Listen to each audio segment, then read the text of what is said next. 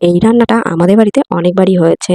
আমাদের অনেক রিলেটিভকেও এই রান্না করে মা খাইয়েছে। সবাই বলেছে এই রান্নার রেসিপিটা সোশ্যাল মিডিয়াতে পোস্ট করতে, যাতে তারা এই রান্নাটা বাড়িতে আরেকবার করে টেস্ট করতে পারে। চলো দেখতে থাকো কি রান্না হচ্ছে।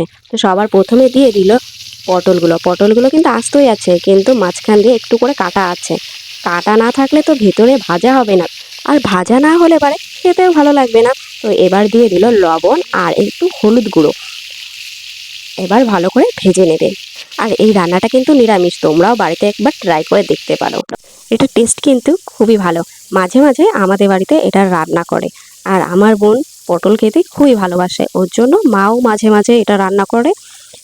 চলো দেখো, আশা করি তোমাদেরও বেশ ভালো লাগবে, তোমরাও একবার বাড়িতে ট্রাই করে দেখো। এদিকে মা আর আমি গল্প করতে করতে দেখি পটলগুলো ভাজা হয়ে গেছে।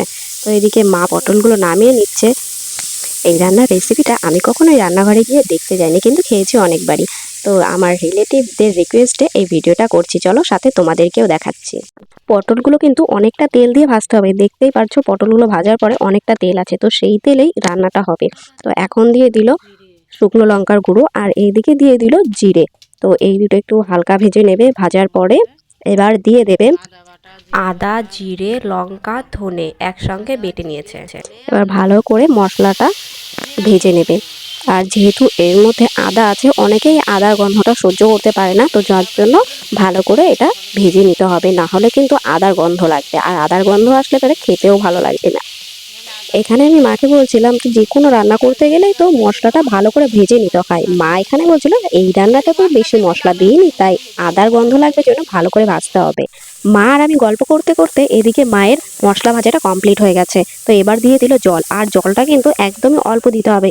অল্প না দিলে কিন্তু গ্রেভি গ্রেভি যেই ভাবটা ওইটা আসবেই না, একদমই আসবে না। শুকনো শুকনো মানে এই তরকারিটা হবে শুকনো, একদমই শুকনো হবে, না হলে কিন্তু ভালো লাগবে না খেতে। আর অনেকেই পছন্দ করে ঝোল টাইপস ওরকম কিছু পছন্দ করে, তো ওই রকম কিন্তু একদমই হবে না, ওই রকম হলে খেতে একদম ভালো লাগবে না। তো যাই হোক, এইদিকে আবার দিয়ে দিল পটল।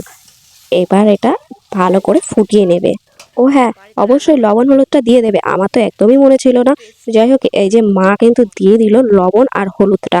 লবণ হলুদ তোমরা তোমাদের স্বাদ মতো আর পরিমাণ মতো দিয়ে দেবে। এই রান্নাটা কিন্তু দুধ দিয়ে হবে, হ্যাঁ দুধ দিয়েই হবে। তোমরা হয়তো অনেকেই ভাবছো দুধ দিয়ে পটল রান্না করবে, সেটা আবার কি রান্না, সেটা খাওয়া যাবে তো আদেও? পটলগুলো নষ্ট করছে এটাই হয়তো ভাবছো। না, সেরকম কিছুই হবে না। আমাদের অনেক রিলেটিভরাও এই কথাই বলেছিল যে দুধ দিয়ে পটল, ছি ওইগুলো কি খাওয়া যাবে, পটলগুলো নষ্ট করছো, এই কথাই বলেছিল। তো খাওয়ার পরে কিন্তু তারাও বলেছে হ্যাঁ খুবই ভালো হয়েছে। ওরাই বলেছে যে ভিডিও বানাতে, ওরাই রিকোয়েস্ট করেছে আমাদেরকে ভিডিও করতে। আমাদের রিলেটিভরা তো খেয়ে তো খুবই প্রশংসা করেছে, তো তোমাদেরকেও রিকোয়েস্ট করব একবার বাড়িতে ট্রাই করে দেখো, আশা করি ভালো লাগবে।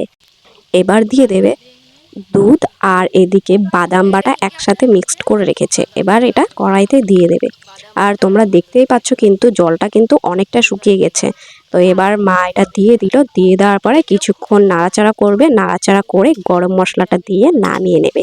তো আমাদের তৈরি হয়ে গেল দুধ পটল, বা যে যেটা বলে পটল রসা, দুধ পটল যে যেটা বলে, যাই হোক তো তৈরি হয়ে গেল কিন্তু।